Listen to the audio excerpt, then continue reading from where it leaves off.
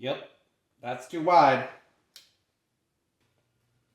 Alright YouTube, the 72 volt battery powered ATV is too wide for my vehicle. So we're going to have to shrink it down. Stay tuned.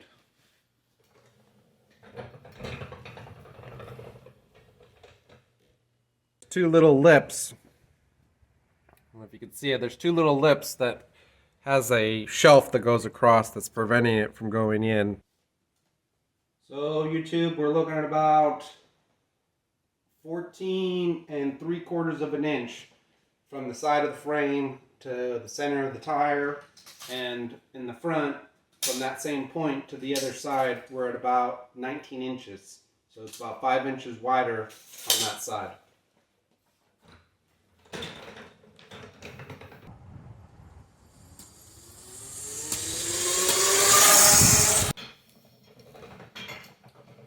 Alright YouTube, this is my thinking. Right now, this is my lower control arm. Goes something like this on this side here. The shock goes in here, something like this. And this whole piece needs to be longer, is what we're looking at. But unfortunately, I wasn't thinking too straight. I welded the heim joint onto this side instead of just screwing it in. Now on this side I think we're okay. I actually just threaded it into these nuts that I then welded on. But the other side is the same situation, where the end pieces are actually welded on there, here and here.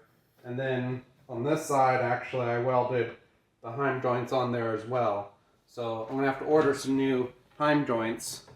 These are currently 1 inch or ½ inch diameter inside heim joints, and what I'm going to go is go to the next size up heim joint, and then they make sleeves that go inside here so that I can get a high angle heim joint so it doesn't stop out. And what that's going to allow me to do is bring this whole arm down at a steeper angle, and then have my spindle out here on the end, and then that'll give us more travel as well.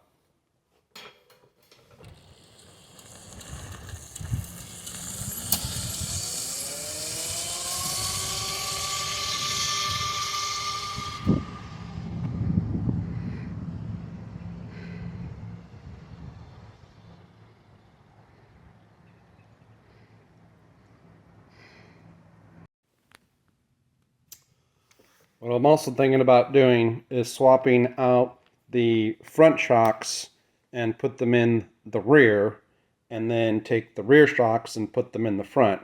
The reason for that, these are about 8-inch shock, and these are about a 10-inch shock. So here's for comparison. Big difference. And what that's going to allow me to do is lower the rear end without having to change too much. And these will, the front end shocks will be just enough to lower the back end to where I need it. And these front shocks will be nice for the new front end that will be longer travel. And these will allow for that longer travel. So let me go ahead and pull those off and throw one of these on there so you can see what that looks like.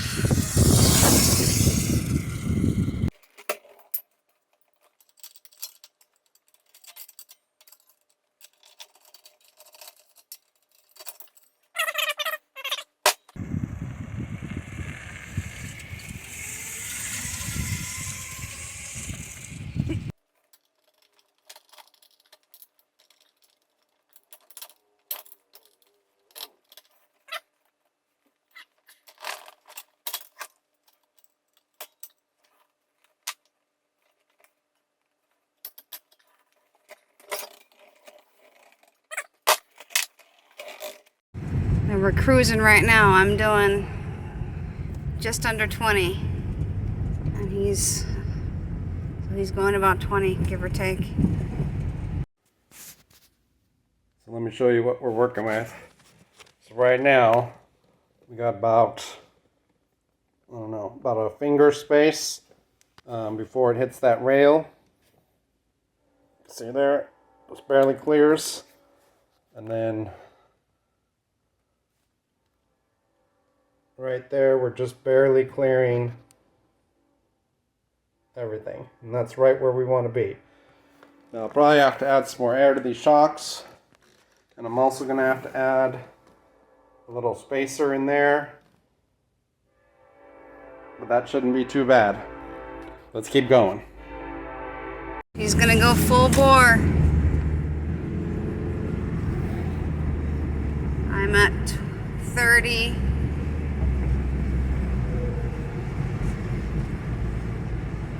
And I can't keep up.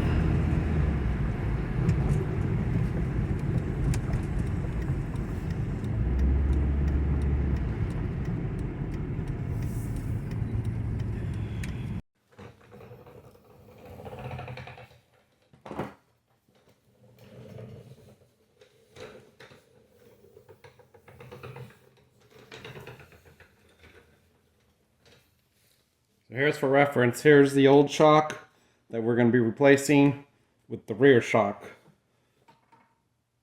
So that's going to make quite a bit of difference.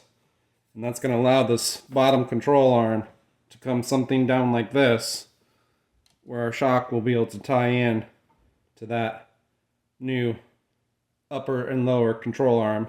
I am going to have to order new heim joints all the way around and reconfigure some different material here. Because it is going to be longer, it's going to have to be a little bit thicker. That's going to look pretty good. Let me know what you guys think in the comments below. Okay, now I was going just over 30 and I couldn't keep up. Even faster than he was before.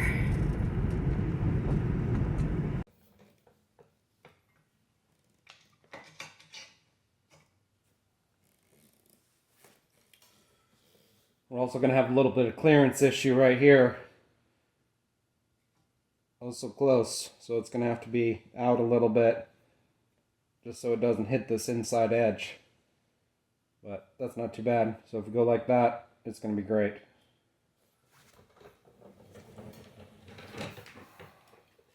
That about wraps it up. We started off at 83 volts on a 72 volt battery. Right now we are at 69 volts. Low voltage battery would be about 64 volts. So we're about half battery right now. And that's after about an hour of riding. Rode across town to the shop, rode around the lake, which is about a mile, and then back. Actually, we did 2 laps around the lake, so that would have been 2 miles, plus the mile to the bike shop, plus the mile over here. So we're at least 6 to 7 miles in total round trip for me today. And so that's about it. That's about how narrow we're going to be. And those new shocks looking real nice.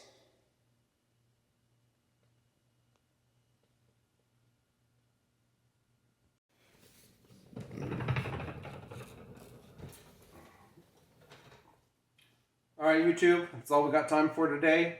I'll get the parts on ordered. Hopefully they show up before next week. You know how Amazon is. They get her done.